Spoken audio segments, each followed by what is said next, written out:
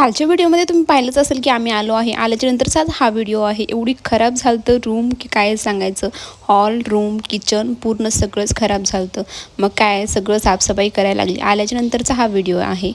आल्याच्यानंतर सगळे तिघं पण असे जोमाने कामाला लागलो ना की एका दिवसात जवळजवळ अर्धं काम हे आमचं झालं होतं.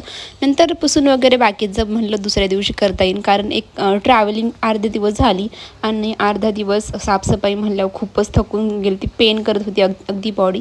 त्यामुळे झालं बऱ्यापैकी. बघा आता मी तुम्हाला हळूहळू दाखवत आहे की कसं झालं आहे. आणि पाऊस तर काय कंटिन्यू चालूच आहे कोकणात. पावसाला काही दमच नाही अजिबात. कंटिन्यू चालू आहे, कंटिन्यू. सगळ्यांनी मिळून काम केलं की असं पटकन होतं. त्यामुळे आम्ही तिघांनी मिळून काम केलं, त्यामुळे पटपट झालं. बघा आता माझे मिस्टर पण करू लागत आहे. फ्रीज वगैरे सगळं त्यांनीच क्लीन केलं. आणि एवढं काम झाल्याच्यानंतर भूक तर प्रचंड लागली होती. मग फास्ट टाईम मॅगी 2 मिनिटात मॅगी बनवली. 2 मिनिटं नाही, 10 मिनिटात मॅगी बनवली.